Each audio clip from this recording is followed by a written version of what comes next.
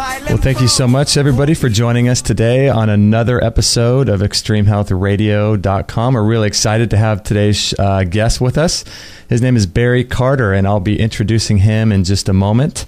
I hope you're having a great day, whatever you're doing. And it's another hot day here in Southern California. It's going to be around 100 degrees again, and it's quite a heat wave here. So we are doing shows 3 days a week on Mondays, Wednesdays, and Fridays.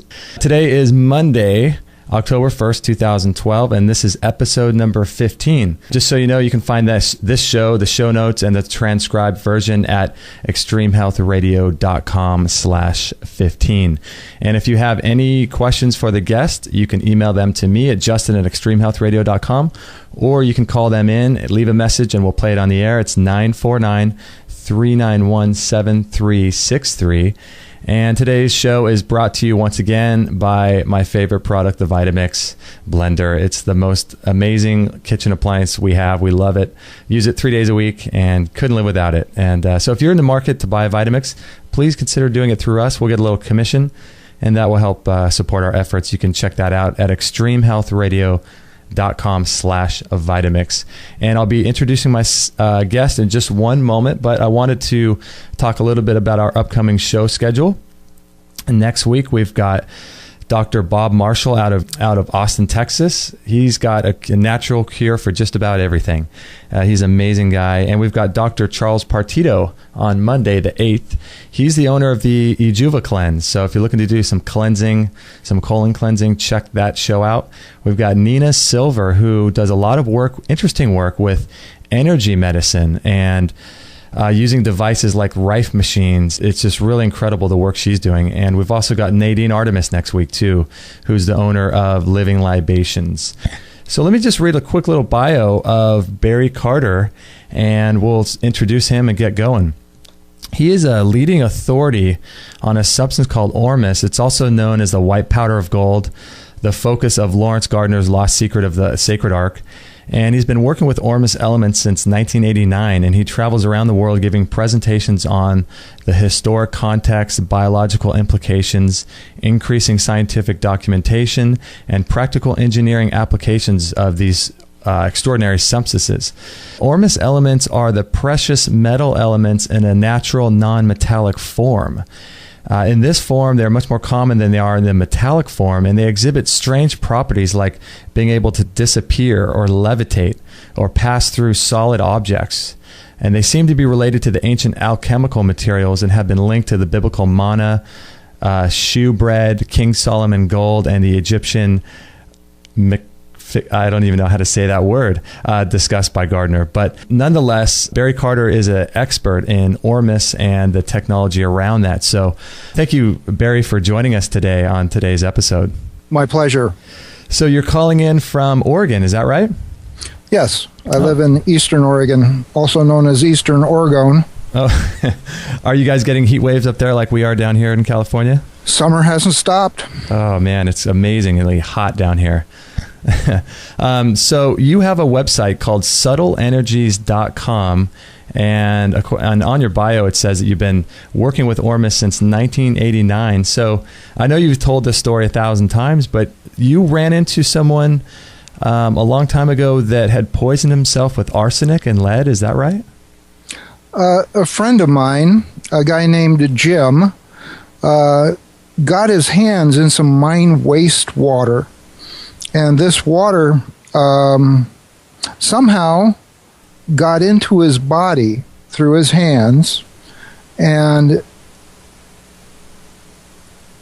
when he it immediately sort of knocked him out. Mm-hmm. He fell to the ground. When he opened his hands, after he got his hands in the water, fibers of gold came out the backs of his hands. Now, this seemed a little bit odd at the time, and there was something apparently in his body that moved the Ormus elements toward their metallic form, and that may be what caused the lead and arsenic poisoning, but it may also be what saved him, because he he was sick for a year or more, but after that, I talked him into taking some hydrogen peroxide, just very small amounts mixed with water, and that seemed to help detox the toxic metals in his body. Okay. And so what happened after that? Did it clear right away, or did it take time? It took about 2 weeks. Okay. And so sorry. And he pretty much was fully recovered in a month. Uh-huh. And then in 1995, that was back in 1989. In 1995, I heard about David Hudson and went to one of his lectures in Portland, Oregon. And took my friend Jim with me. He couldn't afford to go at the time, but I paid his way. And we learned more about Ormus, or basically we learned about what it was that caused the problem for Jim and why the problem resolved itself. Interesting. Now, David Hudson, is he still alive? Is he still with us? Oh, yes. He is. Okay. And he does primarily his work with Ormus or with other substances as well? Primarily works with what? Does David Hudson only work with Ormus, or does he work with other substances? Does he do other types of work as well? He's a cotton farmer, or was in Arizona. Okay. And he noticed while he was working on his cotton farm that there was these white materials that showed up in his soil, and he tried to get them assayed, and they wouldn't assay, and this triggered his exploration of them. He mostly worked with other chemists. He was not a professional chemist himself. Okay. And this allowed him to basically identify some materials that were unidentifiable in using most conventional methods of assay and so on. He, in fact, purified these materials, and they showed up as pure nothing. Really? He'd have a white substance, and when it was subjected to assay, they would say, there's nothing there. Wow. So, but he knew intrinsically that there was something there. Yeah. Wow. Since David Hudson's work, and his work started, I think, in the late 70s and continued through, still continues today. What he found was that these minerals are natural mineral nutrients that are present in every plant that was tested. Brain tissue of cows and pigs, and in every rock source that he tested as well. Some rock sources had higher levels than others, but it was basically everywhere. So it's in the air. It's in basically everything. It's in the air. It's in the water. It's in the soil. It's in rocks. The problem is that whenever we harvest food from a given area and ship it somewhere else, we're removing these minerals, and because we don't know they're there, we're not replacing them. So we're depleting the soil.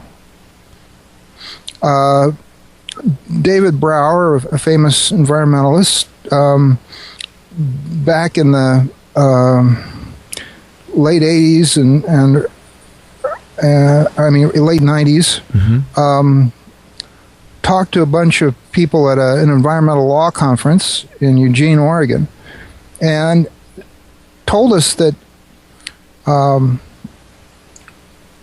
that we've lost half of our topsoil.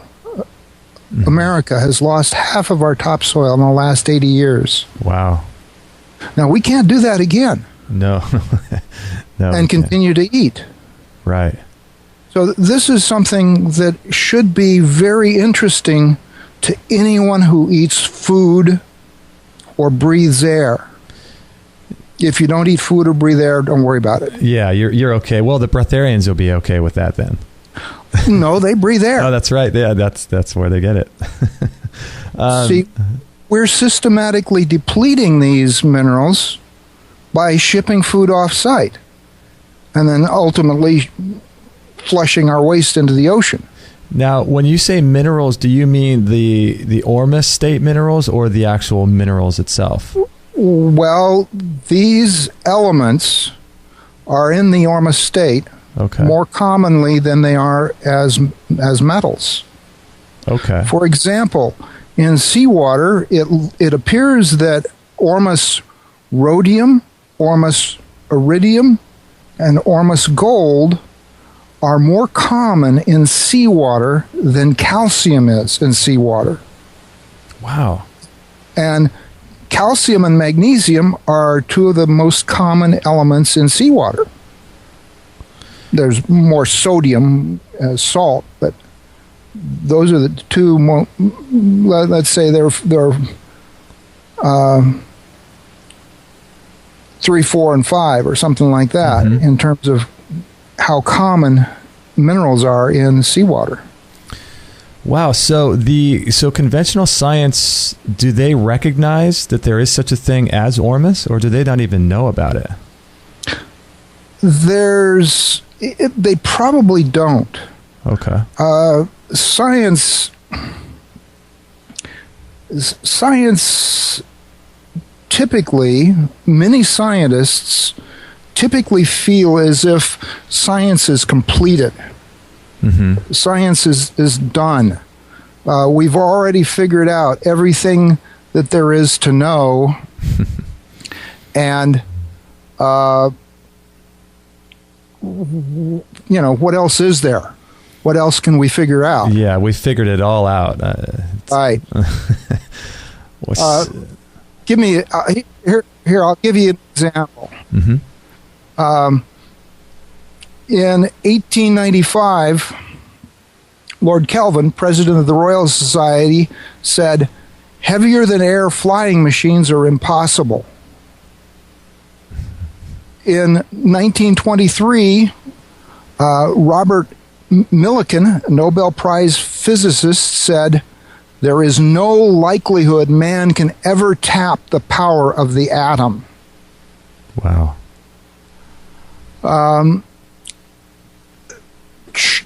Charles H. Duell, the director of the U.S. Patent Office, in 1899 said, "Everything that can be invented has been invented." This was 1889. 1899. 1899. Amazing. Thomas Watson, who was a chairman of IBM in 1943, said, "I think there is a world market for maybe 5 computers." Wow. And Bill Gates, the founder of Microsoft, in 1981 said this about memory, computer memory. 640K ought to be enough for anybody. Oh my gosh. Wow. So we see scientists thinking that, hey, this is all, we've come as far as we can go, there's nothing new. But obviously, new discoveries are being made all of the time, and we think that this is what's going on with the Ormus, is we've discovered something that is totally new. When these Ormus minerals are put on the ground, one farmer noticed that after he'd added these minerals, he had 8 inches of new topsoil in one season. Wow. 8 inches of black soil or dark brown soil in one season. That is amazing. Over how much an area of land? He just several acres of land. Jeez, that's amazing. And others have documented that their plants grow twice as big and faster. So I've documented now. Realize that we're right at the beginning of our exploration of these minerals. Okay. We're just starting to get information about how important they are for health and the health of plants and animals and people. Mm-hmm. And I've noticed in my house that I water my house plants every 6 weeks instead of once a week, like I used to. Because of the Ormus. Because the Ormus minerals seem to provide the nutrients. When people, I don't know if you've heard of this, but there's a bit of an obesity epidemic. I've heard. And people when they don't get all the nutrients they need, they remain hungry. Mm-hmm. So you eat some sugary material and you're still hungry, and you eat more sugary material. This is good for the people who sell sugary material. Right. But it's not necessarily good for the people that eat it. And when we put Ormus into the food, people seem to eat less. Less food seems to do. I think I'm eating about half the food that I used to eat. I'm a lacto-vegetarian. Mm-hmm. I've been lacto-vegetarian since 1969 or 1970. Okay. I was a raw foodist for 3 years, starting in January 1st, 1970. Wow. And I've been mostly raw for most of the rest of my life. Mm-hmm. And when I started consuming Ormus supplements, I just noticed that I wasn't as hungry. I wasn't eating as much. Now, plants are similar, but plants don't get fat if they eat too much. They just waste water. Mm-hmm. Plants transpire water into the air in order to pull more minerals in through their roots. The only way they can take more water in is by getting more water out through the air. So they waste water. So I think this is what's happening with our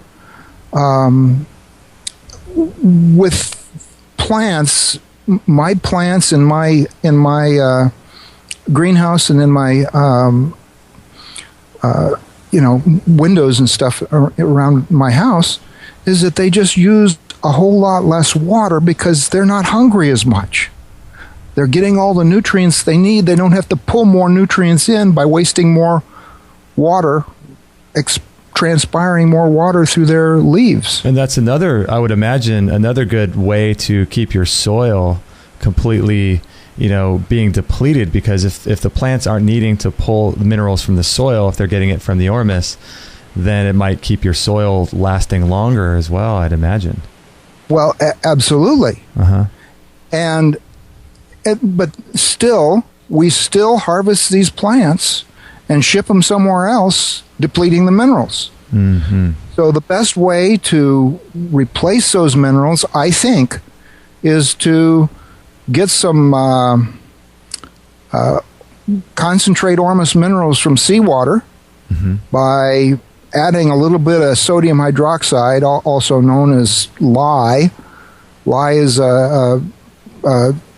you can't eat lye by itself, but it is used in food processing, like olives are often soaked in a lye water. Okay. And you add this lye to the seawater, and you get a white precipitate, and that's the good stuff. And putting it on the farm or the garden or the lawn or something. I don't put it on my lawn because I don't like cutting my lawn. Right. But putting it on your garden or your food crops, it seems to double plant growth in 2 years. Wow. My plums in my front yard, on my tree in my front yard, this year were about 2.5 times the size of my neighbor's plums. Mine were ready to eat, theirs weren't. Wow. This is at the beginning of September. And furthermore, there was probably 5 to 10 times as many plums on my tree as on my neighbor's tree. My neighbor's tree is the parent tree of my tree. Wow, and it had less. That's amazing. And it's a smaller tree. My tree, the first 2 feet of my tree has 5 times the size, 5 times the volume of wood as the first 2 feet of my neighbor's tree. Wow, that's amazing. All right, so when we come back, we're going to take a short break, and I want to ask you a couple questions about, some of the practical uses of Ormus, and maybe how we can buy it or where we can make it, and how we can make it. And by the way, if you haven't seen these pictures on subtleenergies.com, Barry's got tons of pictures of his walnuts and other plants that he's got and fruits that he's grown with Ormus. So definitely check that out. And that's at subtleenergies.com. We're with Barry Carter, and we'll be right back after this break. Hi, this is Kate. Thanks for listening to the show. I want to tell you about this product I love called Heal Yourself 101 by Marcus Rothkranz. You can find it at extremehealthradio.com/heal. It's 192 pages, paperback or ebook. If you have any kind of health issues at all, whether you're overweight, having sleeping problems, thyroid issues, diabetes, heart problems, even autism, arthritis, MS, any chronic diseases, stomach issues, think of it as like the owner's manual for staying healthy. Once you learn how the body works, you can just prevent all major disease as well as recover from them without the use of medications that do more damage in the long run than, they do in the short run. So for $29, you can't go wrong. extremehealthradio.com/heal. Get yours today. Okay, we're with Barry Carter from subtleenergies.com talking about the substance known as Ormus. And I wanted to ask you, Barry, about a story that's on your website regarding a cat. I think you called him King Tut, and his tail, and the situation that happened after his tail. I'm not sure if it got bitten off or somehow he didn't have his tail, and then he used or you guys used Ormus on that cat. What happened was there was a lady. Her name is Dana Dudley. And Dana's kind of a bit of a nerd or geeky. Dana put some Ormus on one side of her face, some Ormus oil, and not on the other, wondering if it would help tighten up her skin and reduce wrinkles. And on Picasa, you can search for Dana Dudley, DANADUDLEY on Picasa, and you can see pictures of her face. The side that she put the Ormus oil on, the wrinkles have mostly disappeared. But she's only like 60 years old, so, and I think she was about 58 when she did this. And the other side of her face doesn't have wrinkles, or let's say the wrinkles are very much diminished. People tell me that I have the skin of a 30-year-old in terms of wrinkles and stuff. I sure hope I don't have to give it back. But anyway, Dana got a new kitten, named him Tut after King Tut, and put him outside because he was crying all the time. He was meowing and crying. She put him out on her back porch and kind of left the back door open just in case he had to get outside to do his business, you know. And that night there was a terrible windstorm. She's in North Carolina, and terrible windstorm, and her shed, the roof fell to the ground, and the next day when her cat came in the door, his tail, he was literally dragging his tail behind him. It was just held on by a thin thread of skin. Oh, wow. And there was about 8 inches of tail that was cut off, and she saved this segment of tail.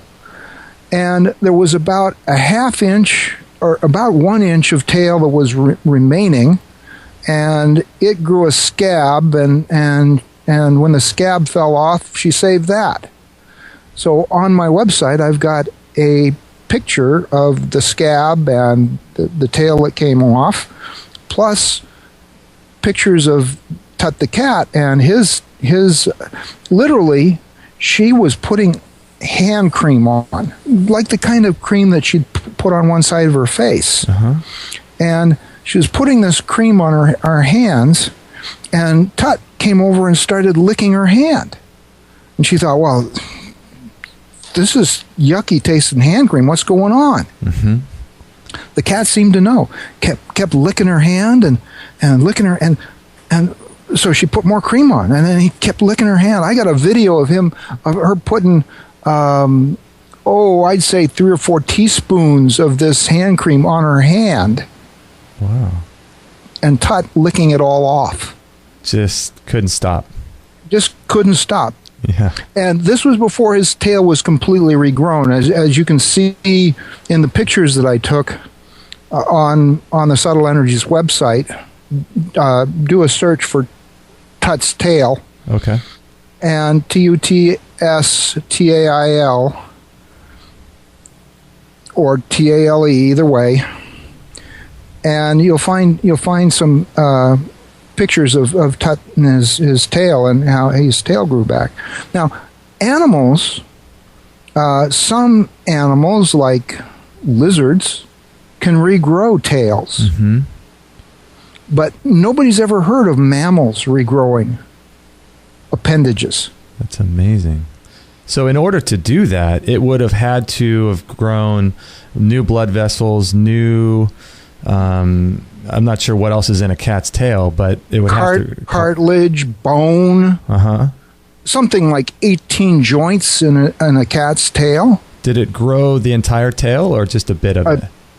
Entire tail regrown. And I'm looking at your pictures right now, and it looks like there's quite a bit of it. It was almost all... It looks like there's only a little bit that was actually left after the roof fell on it. Yeah, there was about 1 inch of tail left. Oh my gosh. Wow. So have you had any experience or knowledge of maybe some anecdotal evidence of people using this to regrow? I mean, I know for me, I have a torn ACL in my knee that's not, it's not completely torn, which is a good thing, but it's also a piece of tissue that, according to doctors, doesn't regrow itself. Have you had any experience with people being able to regrow organs or tissue, things like that, with using Ormus? One of the Ormus producers, a fellow that calls himself Mihu, and his name is Michael McCabe, has gotten 4 inches taller in his late 50s since he started taking Ormus.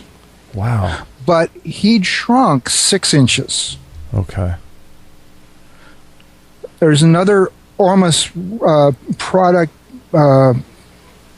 producer. She calls herself Rochelle. Mm-hmm. And I think she's gotten 2.5 inches taller or 3 inches taller, but she'd shrunk. Well, she's taller than she was when she was a teenager. Now, do you think this is doing something possibly in a levitative effect within the spinal column? I think it's regenerating the tissues in the spinal column. Wow, that's crazy. So, I've also gotten taller, but I'm only something like a half inch taller than I was when I was, the tallest when I was a teen. Mm-hmm. So, what types of levitative effects? Because I've seen pictures. I know you're familiar with David Wolf, and I've seen pictures that he's produced that show, ice cubes, with Ormus in it, and spikes coming out. Spikes, yeah, going vertically. I'm not sure what stalactite or something, and it appears as if the Ormus is trying to jump out of the ice cube, and so it's producing a levitative effect. And I know he talks a lot about the levitative effect of foods and things like that. And so Ormus seems to do that as well. Absolutely. In fact, there's some evidence. Google Viktor Grebennikov. Okay, I'll do that right now. Google. How do you spell that name? Grebennikov.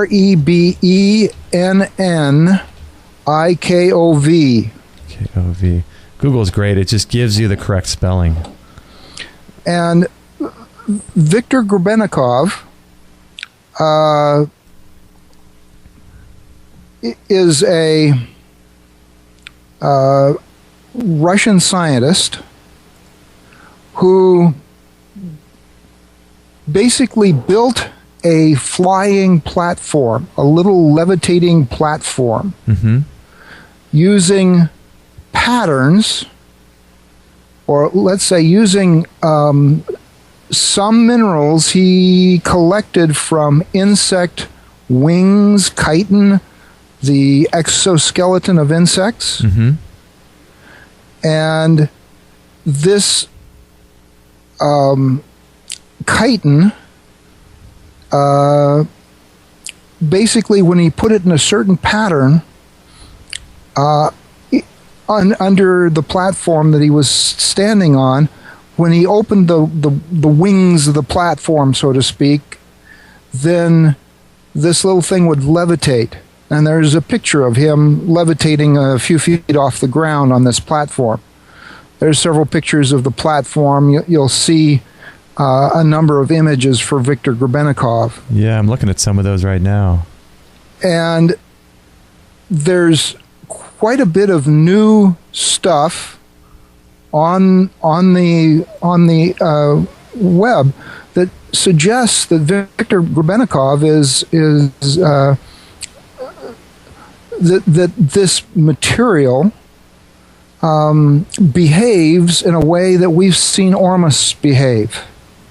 Okay. This insect wings and chitin. Interesting. And that would make sense because mushrooms are quite the interesting substances as well. Yeah. And insects eat plants or other insects that have eaten plants. Mm-hmm. In fact, everything comes from the soil. All living things come from the soil. So if plants and animals concentrate these minerals, mm-hmm. and these minerals I have some video on my website of Ormus gold that I made, mm-hmm. or that a friend made. My friend Jim made some Ormus gold, and I moved a magnet under it, and it levitates away from the magnet. It literally levitates on a magnetic field. Is the gold that you made, is that in a liquid form or in a powder form? This was a powder. Okay. Wow. And another fellow made some Ormus out of azomite, uh-huh. Azomite. Just Google Ormus and azomite, and you'll find a YouTube video of this stuff levitating away from a magnet. Basically, that's superconductive magnetic levitation. And these materials also seem to levitate away from our fingers and things like that as well. So if that's the same thing as what's in the insect shells, the insect wings and so on, that enabled Grebennikov to levitate, hey, we could use something like that. Now, do you have something on your website that kind of lays out the different Ormus minerals? Because I believe there's an Ormus form for each of the minerals that there are. Is that right? Well, so far, different people have determined, more or less determined, that there's something like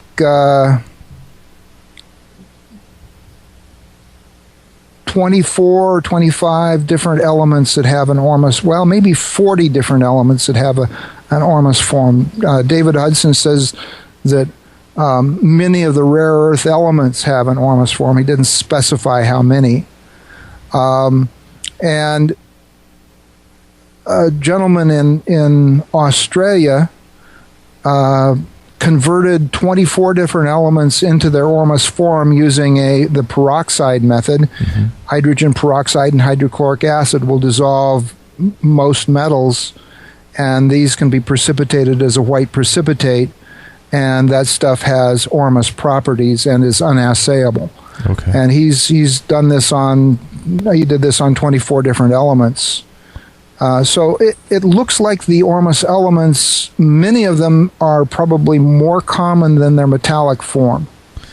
So, you know what would be really interesting to do or to have as documentation would be if maybe there's something like this out there, or maybe it's on your website, but it would be really great if there were a chart that gave a list of all of the Ormus elements and what, because I know that Ormus copper, people use that for gray hair. And it would be interesting to see if there was a list of all, at least 24 that there are now of the Ormus elements, and what types of things that would affect in the body, like say gray hair, or, rebuilding tissue, or losing hair, or things like that.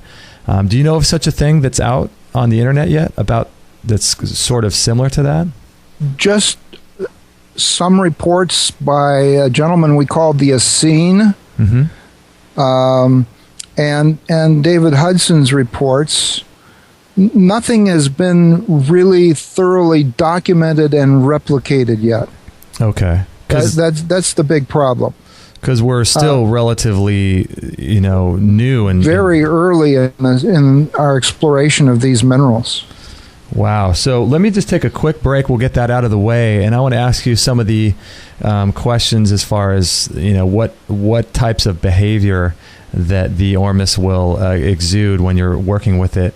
I know you talked a little bit about that, but and then when we come back, we'll also talk about where people might be able to get some of this substance if they want to buy it or if they want to make it too. So we're with Barry Carter from subtleenergies.com, and we'll be right back after this break. I hope you're enjoying the interview so far and getting a lot out of it. I just wanted to tell you really quickly about a program by Chris Kresser called The Healthy Baby Code. And if you haven't heard of Chris Kresser, he's got a blog called chriskresser.com, and he's put together an amazing course on how to have a healthy baby and how to avoid things like autism and childhood diseases. And, a lot of kids get leukemia these days, and it's just, childhood diseases is rampant. And if you're looking to avoid all that and to have the healthiest baby possible, definitely check out the Healthy Baby Code. You can find it at extremehealthradio.com/babycode. And it comes with about 5.5 hours of video presentations. It comes with audio presentations, so you can download them to your iPod. It's got hundreds of pages of resources materials, an ebook, and bonus files. You get all kinds of things like cheat sheets, meal plans, how to to breastfeed, how long to breastfeed, natural birthing. He's got the whole thing just covered from A to Z in this course. So I highly recommend, if you're looking to get pregnant or if you already are pregnant, you got to check this out. It's The Healthy Baby Code by Chris Kresser. And again, you can find it at extremehealthradio.com/babycode. Okay, we are with Barry Carter from subtleenergies.com. And Barry, I wanted to ask you a sort of a selfish question about myself. I wanted to ask you, if I have a torn ACL, what form of Ormus would I take to best work with a torn ACL? Back in the 70s, when I first learned about vitamins and minerals, I found that everybody has different nutrient needs. Some people will be getting plenty of calcium and not enough magnesium. Mm-hmm. Others will be getting plenty of magnesium and not enough calcium. All of these minerals and vitamins, which are made of minerals, seem to interact and work together with each other. So I noticed that I didn't get enough calcium. So I took a calcium magnesium supplement, and it worked for me. Other people have no problem or had no problem with calcium. That was not a problem for them. But they had problems with not enough vitamin C or not enough bioflavonoids or different things work with different people. Mm-hmm. So what I always say is, you're unique, just like everyone else. What works for you is going to be different from what works best for other people. But one thing that seems to be true, there was a guy named Maynard Murray who discovered sea energy agriculture. Mm-hmm. And he discovered that there were certain minerals in seawater that were really, really beneficial. And I think he's the guy that also tested seawater and found that the balance of minerals in seawater was pretty close to the balance of minerals in the blood. Yeah, I've heard that as well. I think it corresponds almost perfectly. Mm-hmm. And so that might be a good place to start. Okay. Now, what Ormus mineral was given to Tut, King Tut? He was given a product from Priestess Alchemy. Okay. Plus other things that I'm not really sure. Some sea minerals. I'm not really sure what the other product is. Okay. But on my website, subtleenergies.com/Ormus or MUS/TW as in the work TW. Okay. /TW/sources.htm. Sources. You'll find a list of Ormus sources and Ormus providers. Oh, great. I was going to ask you about that. Okay. The newest ones are at the top. Okay. The oldest ones are at the bottom. Now, these have all been, I guess, tested or sources that you believe in and you stand behind, I guess. Right. These are all sources that some people have suggested they have good amounts of Ormus in them.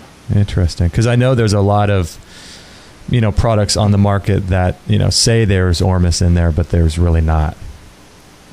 Well, it's my personal favorite hypothesis that 1/8 of the volume of the weight of all water is Ormus. 1/8 of the volume. Interesting. Not the volume, the weight. The weight. Wow. Water, a scientist in Australia calculated what H2O should weigh. Mm-hmm. If you burn hydrogen and oxygen, this is what it should weigh. He said it would be 7.2 pounds per gallon or something like that, or 7.3. Ordinary water, even distilled water, weighs 8.3 pounds per gallon. Okay. So there's something in water and nobody knows what it is. Nobody knows what it is just about the definition of Ormus. Right. It's kind of an unknown. People just, it's so complex and yet it seems so simple.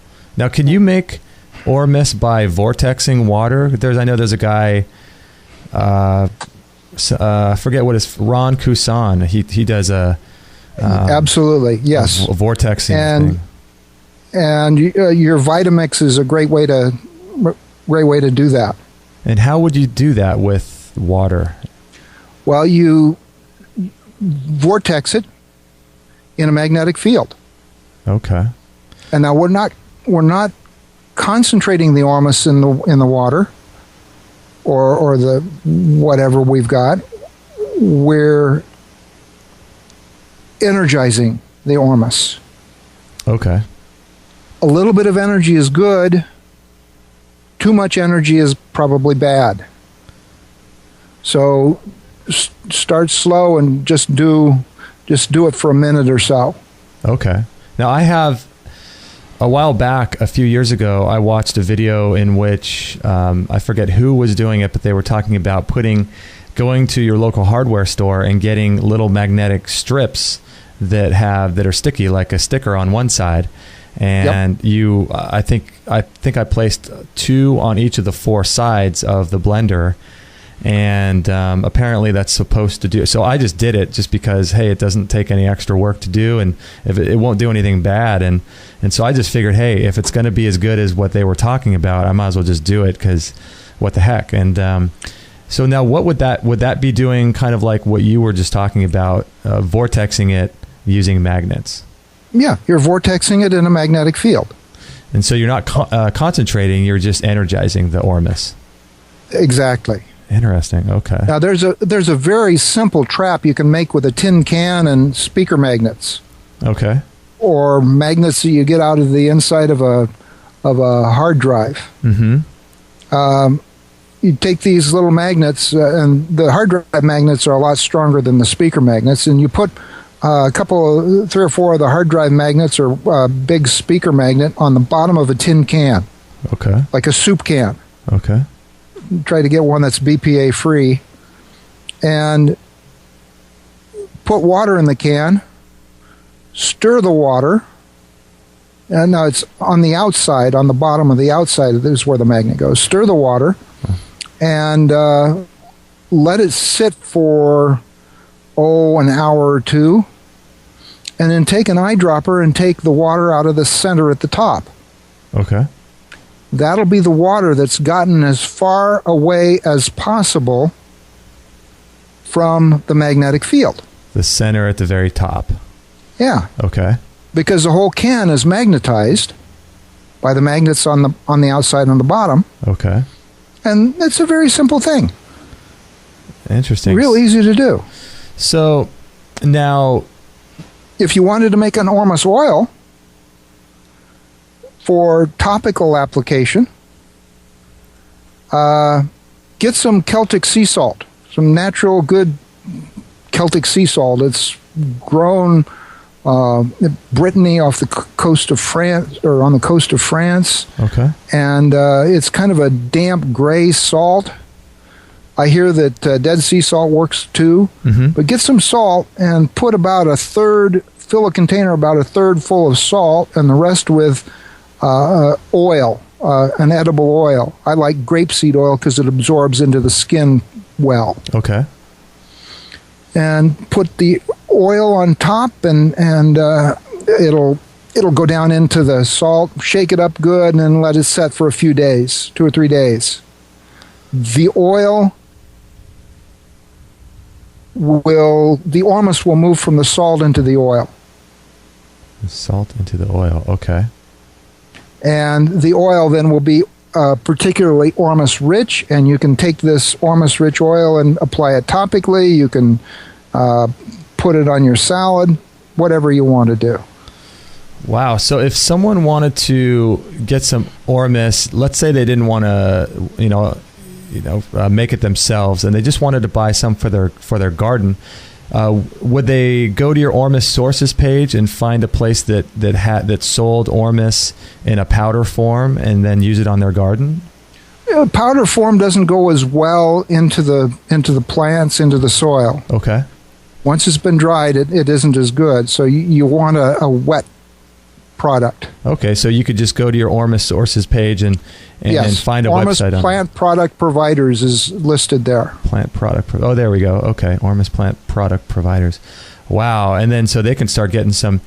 Now, when you talked about your walnuts and your other plants, it's interesting that when you're using Ormus and minerals in your garden, you don't typically need to use not fertilizer, but things to kill the pests, because the plant is so healthy. It's sort of like the human body. When you're healthy, you don't need antibiotics and things like that. And the plants sort of work the same way, right? Where that seems to be the case. Yes. It's interesting. So you don't need to waste any money on those chemicals that you spray on to kill pests, because the plant. I've heard of people using Ormus on fruit trees in Michigan, and crazy, orange trees in Michigan where stuff like that is not supposed to grow, but these things are so healthy.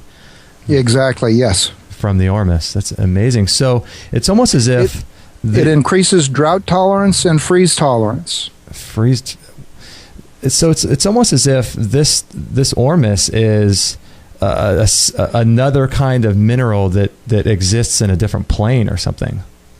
Well, my friend Jim, who I first heard, the first story I ever heard about Ormus was from Jim. Uh-huh.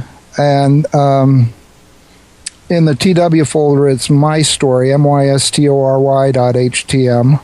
Okay. When I first heard about this, he suggested it's like ordinary metal has 3 legs right here in the physical. Mm-hmm. Ormus has 2 legs here and 1 leg somewhere else. And so that's why it jumps around and can go through things, physical objects. Right. It's sort of a multi-dimensional substance.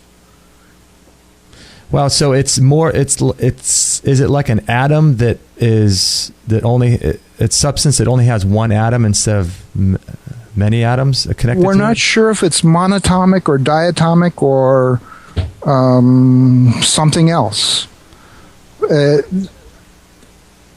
Ormus seems to, however, like to hang out inside of some kind of a shielding molecule. Okay. In other words, it likes to be the clathrate guest. Uh-huh. And the clathrate host could be the water molecule.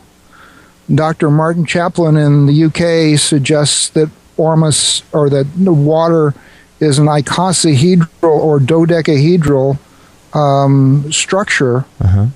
Ordinarily. Well, that would provide a good place for the Ormus to hang out inside. Icosahedral is like a geodesic dome, a buckyball. Mm-hmm. And the Ormus would be hanging out inside of that buckyball. And that would provide it some shielding from magnetic fields, and the Ormus in turn could resonate and change its resonance. If you change the Ormus resonance by getting it coherent, like spinning it in a magnetic field or just spinning it in general, mm-hmm. So that it's spin coherent, you might find that water responds to our thoughts, mm-hmm. or to words that are pasted on the bottle of water, like Masaru Emoto talks about. Mm-hmm.